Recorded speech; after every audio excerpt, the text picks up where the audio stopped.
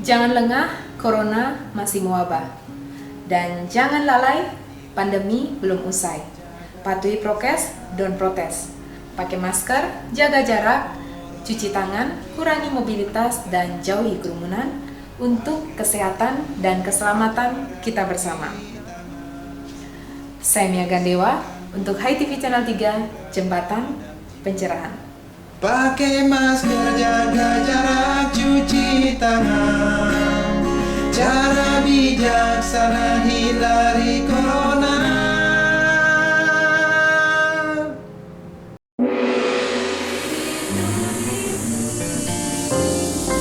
Hai TV Channel 3, Jembatan Pencerahan. Jangan lupa kita selalu berdoa, mohon ampunan ide yang widiwasa.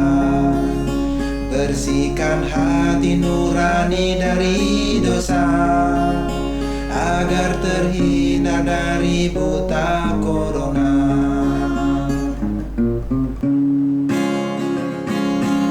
Pemirsa Hai TV, Nabi Orti, kita jumpa lagi di kanal YouTube Hai TV Channel 3, Jembatan Pencerahan. Beberapa menit ke depan, ruang dan waktu Anda akan kami warnai dengan TOS, tayangan on the spot berupa tontonan, berisi tatanan, dan memberi tuntunan untuk kita bersama. Senang sekali saya Diah Parisia akan mengawali TOS kali ini dengan high schooling Sekolah Rumah Hindu Dharma dan dilanjutkan dengan tayangan menarik lainnya.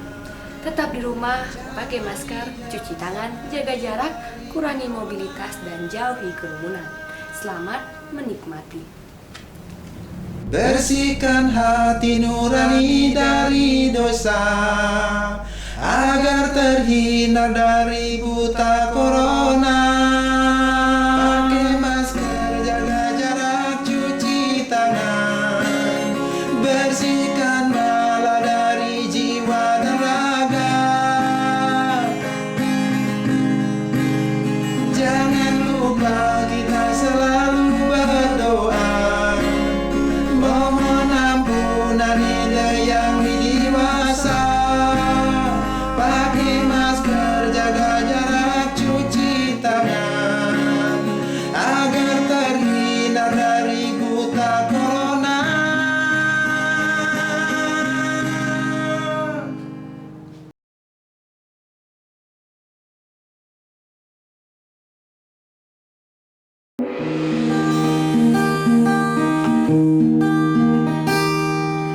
Inilah media.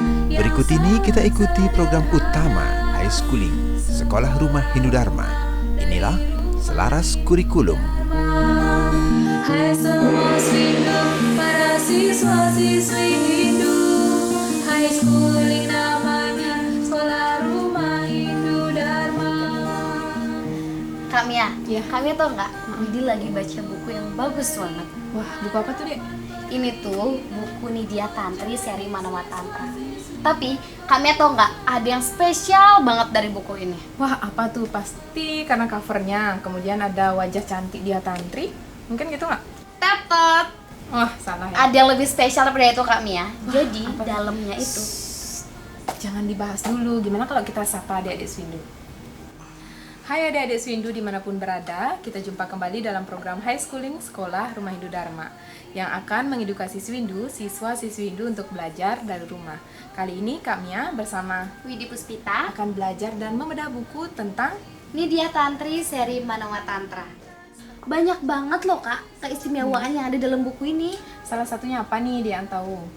Nih, salah satunya semua cerita yang ada dalam buku ini diterjemahin dalam bentuk bergambar loh Kak. Wah, iya coba lihat dong. Benar juga deh ya. Jadi semua dalam bentuk bergambar dan ada ceritanya juga nih, ya. Tapi Dek tahu nggak serial Manawa Tantra ini sumbernya dari mana? Nggak tahu. Jadi penting nih untuk adik-adik Swindu juga tahu. Jadi Manawa Tantra ini sumbernya dari cerita Panca Tantra. Panca artinya 5, Tantra artinya cerita-cerita tentang keagamaan. Nah, yang dipegang Widi ini adalah bagian dari Panca Tantra, salah satunya Manawa Tantra. Nah, masih banyak lagi nih 4 cerita lain yang disusun oleh penyusunnya. Itu ada Matsya Tantra, Nandaka Tantra, Garuda Tantra, Wanara Tantra, dan yang terakhir ada yang kita pegang ini serial Manawa Tantra. Nah, Manawa Tantra ini artinya cerita tentang tokoh utamanya adalah manusia. Jadi cerita keagamaan yang tokoh utamanya adalah manusia. Nah, seperti apa sih? Kalau kita buka setiap halamannya pasti diterangkan juga dong tokoh-tokohnya. Jadi ada tokoh-tokoh di dalam cerita ini, ada Prabu Eswaryadala, kemudian ada Kipateh Bandeswarya, ada Nidya Tantri. Nah, ini nih putri dari Bandeswarya, patih dari Prabu Eswaryadala yang menjadi tokoh sentra dalam cerita Nidya Tantri ini. Selanjutnya ada pemain-pemain pendukung nih, tokoh-tokoh pendukung hewan-hewan seperti ilutong, lembu Nandaka, ada juga singa, musang, kancil, sangmong, dan semua memiliki karakter, baik itu karakter yang cerdik, jenaka, nakal, mungkin ada juga karakter-karakter yang jahat dan mengandung banyak sekali nilai moral dan budi pekerti yang luhur dan cocok untuk dibaca adik-adik Swindu dimanapun berada. Terus ini ceritanya ada apa aja Kak Mia? Jadi kalau kita lihat nih dari isi bukunya ya, sebagai pengantar, adik-adik bisa menemukan banyak sekali cerita. Salah satunya ada cerita Ceroboh Membawa Petaka, ada Si Kodok Sombong, Si Gagak Narsis, Tragedi Kura-Kura, juga ada Karmapala Si Tikus. Jadi semua cerita itu mengandung nilai moral yang dapat kita pelajari melalui alur ceritanya, kemudian karakter dari setiap tokoh, dan masih banyak lagi yang menarik, Widi. Baik, itu dia tadi adik-adik Swindu, kita sudah belajar bersama ya membedah buku tentang Manawa Tantra, salah satu ceritanya tentang Si Kuda Dungu. Semoga dapat bermanfaat dan menginspirasi untuk kita bersama tetap menjadi yang terbaik untuk keluarga. Salam damai, Channel 3.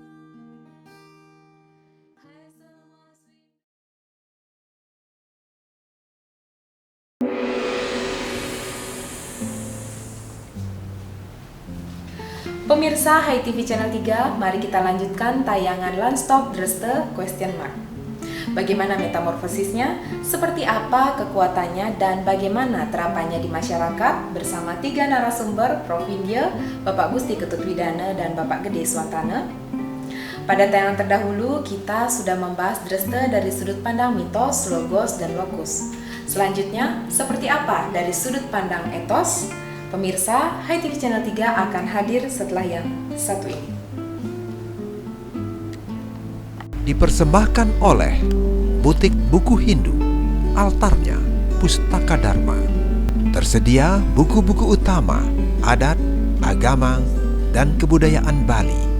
Tersedia juga kidung-kidung surgawi, lagu-lagu liturgi Hindu, hingga Begawat Gita multimedia.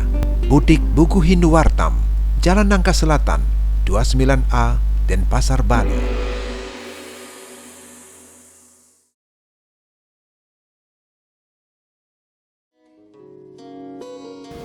Ditinggalkan secara terang-terangan, diumumkan dalam suatu paruman bandar, atau tidak diikuti secara diam-diam juga. Terus saya karena kebiasaan diikuti, dan persoalannya bukan hanya urusan orang tua. Terima kasih Prof. India, 3 pertanyaan tadi telah mengantarkan kita pada sesi pemahaman awal. Kita lanjutkan dengan retorika kata. Ada yang menyebut kebiasaan, ada sime, ada dreste, tradisi, juga sampai ke adat istiadat. Nah, semua istilah ini apa memang berbeda makna atau cuma beda kosakata saja, Prof? Atau memiliki makna serupa? Nah, selanjutnya kita ke Pak Swantana dulu deh. Saya lihat inline ya. Seperti sungai ada hulu, ada hilir. Jadi hal yang dasar tadi kemudian menjadi kebiasaan, dari kebiasaan itu kemudian diikuti oleh banyak orang, dia nanti jadi dreste gitu ya, jadi dreste, sime, dan kemudian nanti berkembang lebih besar, kemudian dari generasi ke generasi diturunkan, nanti dia menjadi tradisi, menjadi budaya seri, nanti hilirnya di sana. Saya rasa begitu, jadi inline pertama dari kebiasaan turun kemudian menjadi dreste, kemudian sime lah, kemudian nanti menjadi tradisi. Dari saya, terima kasih. Terima kasih Pak Sumantana. Sekarang kita ke Pak Widana nih. Pak Widana yang banyak menerbitkan naskah Hindu populer dan punya 40 tahun pengalaman mengasuh mimbar agama Hindu. Bagaimana nih ceritanya? Ada istilah kebiasaan, ada dreste, ada simo, bahkan menjadi adat istiadat nih Pak Widana. Bahwa manusia hakikatnya adalah homo faber, manusia yang selalu bergerak, bekerja, bertindak, berbuat, itu sudah kodrat. Apa yang digerakkan, apa yang menjadi tindakan itu kemudian menjadi perilaku. Perilaku-perilaku yang berulang-ulang itu menjadi kebiasaan berpola, bahkan nanti jadi karakter. Saya dari penebal mungkin berbeda dengan karakter orang dari nyuh tebal gitu. Ya, pasti berbeda karena pola itu menjadi sesuatu yang seperti air mengalir terus-menerus meresap, merasuk dalam diri, akhirnya menjadi kebiasaan itu menjadi karakter, jadi kepribadian, personality.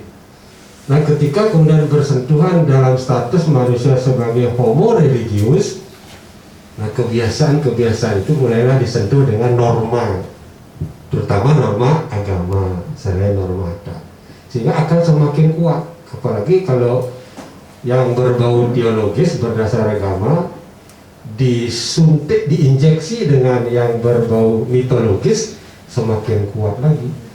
Ini bagusnya sebenarnya dreste di Bali itu. Jadi sentuhan adat dan agama itu memperkuat keyakinan bahwa apa yang dilakukan itu adalah bukan hanya sebagai sesuatu seperti tindakan sosial, tapi juga tindakan religius, tindakan agama. Dan di samping itu yang perlu kita pahami bahwa apa yang telah menjadi kebiasaan berulang kali itu, itulah yang disebut dengan ketah lumrah. Muncullah kemudian konsep catur tah, baru kemudian parokta, para janda parokta, kebenaran masyarakat, atau yang lebih umum. Jadi masyarakat Ubud akan berbeda, mungkin punya hal-hal yang lumrah yang di sana dibenarkan, mungkin di desa lain tidak dibenarkan.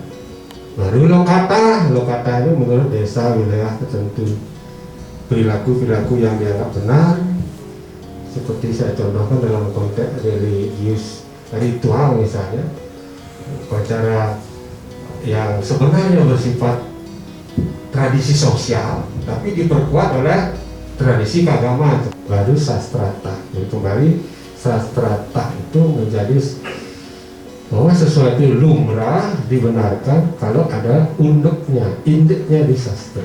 Terima kasih Pak Widana. Baik para hadirin, sebelum kita mengerucut pada perihal dreste baru ini, kita langsung saja nih ke Prof. Widya.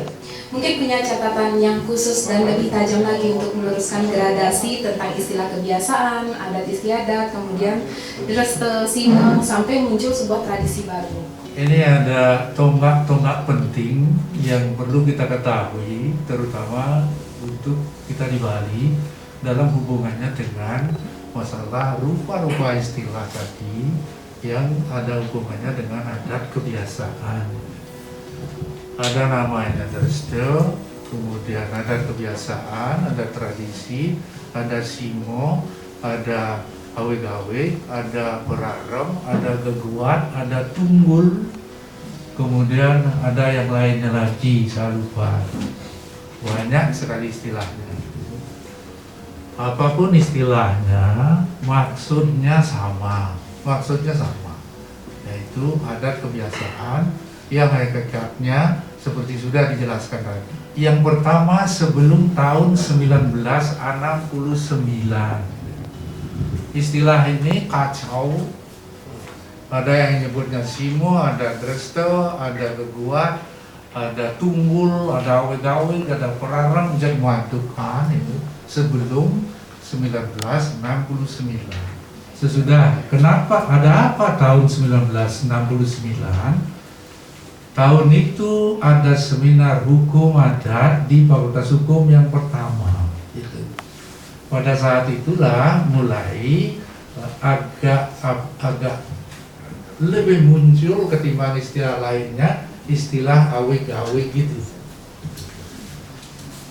salah satu hasil seminar tentang hukum adat tahun 69 yang dilaksanakan oleh Fakultas Hukum mengendaki agar yang namanya si moderator segala macam itu ditulis dalam bentuk gawe-gawe tertulis. Itu kesimpulan seminar. Dan sejak itu mengerucut dia menjadi gawe-gawe. Tonggak penting yang kedua itu tahun 1986. Tahun 1986 untuk pertama kalinya pemerintah provinsi daerah tingkat 1 Bali mengeluarkan perda tentang susunan desa adat di Bali. Dalam perda ini salah satu hal yang penting juga dikemukakan bahwa setiap desa adat supaya memiliki gawe-gawe tertulis. Jadi menguat istilah gawe-gawe itu. Kemudian lebih menguat lagi sesudah terbentuknya Majelis Pembina Lembaga Adat Provinsi Bali dan ditindaklanjuti dengan lembaga serupa di kabupaten yang namanya Badan Pembina Penelitian Lembaga Adat. Orang-orang yang duduk di sini setiap malam atas perintah bupati, tentunya desa adat pertama mohon pembinaan gawe-gawe, bupati memerintahkan tim pembina gawe-gawe untuk keliling ke desa-desa memberikan pembinaan tentang penyuratan gawe-gawe. Jadi semakin menguat istilah ini. Kemudian istilah-istilah yang lainnya seperti derste, perarem, geguat, tunggul, apalagi yang lainnya semakin memudar. Gitu.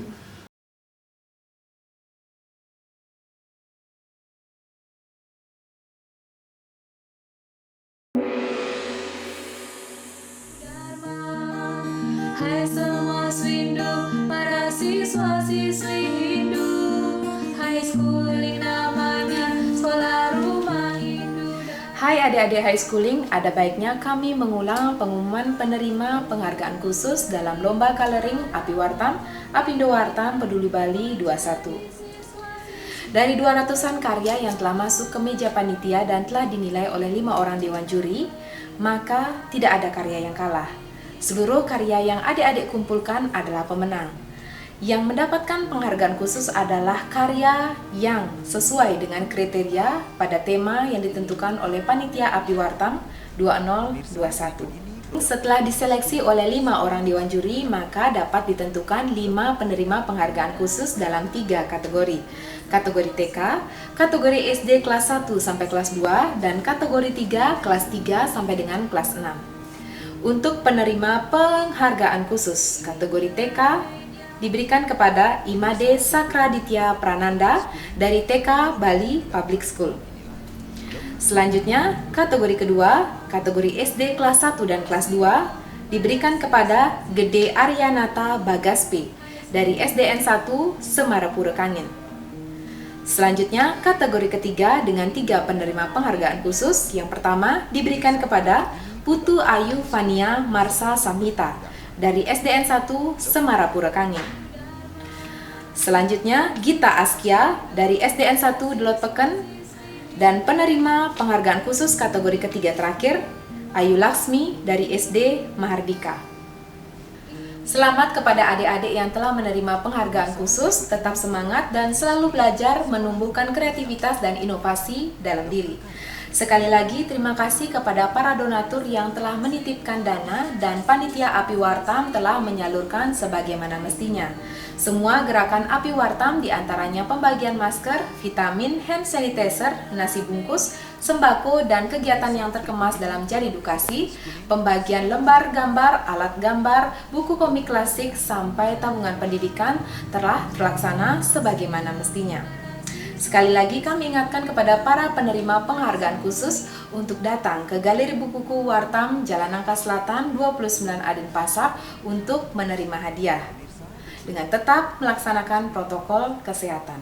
Salam damai, Channel 3.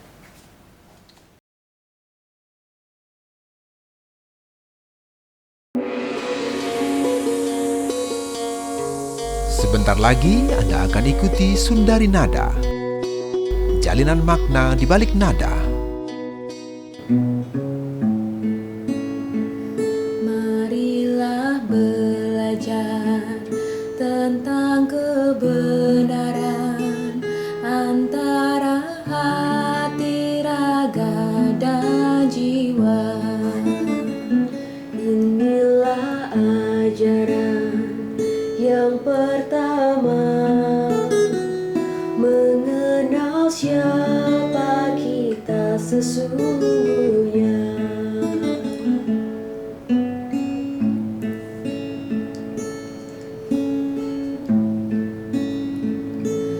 Mari selami samudra Weda agar gelombangnya menuntun kita.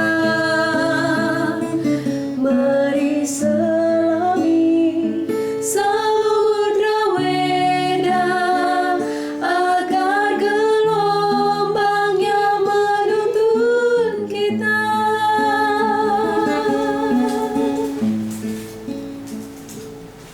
Pemirsa, itulah tadi Sundari Nada, jalinan makna di balik nada, menjadi sajian akhir kebersamaan kita. Semoga bermanfaat dan menginspirasi untuk kita bersama. Mewakili seluruh kru Hai TV Channel 3, saya Widi Puspitarani, mohon pamit undur diri. Maaf jika ada yang tak berkenan, sampai jumpa dalam Hai TV berikutnya. Salam damai, Channel 3. Agar gelombangnya menuntun kita.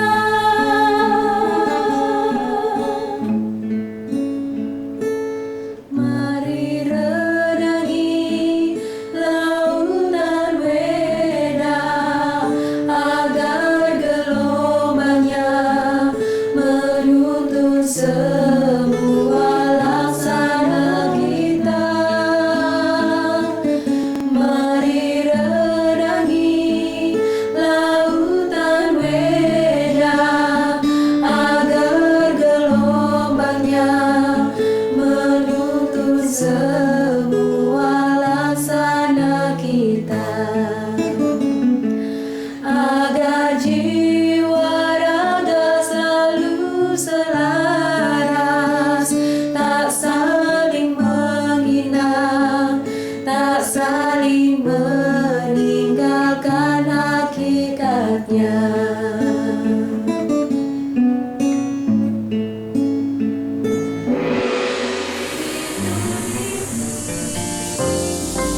Hai TV Channel 3, jembatan pencerahan.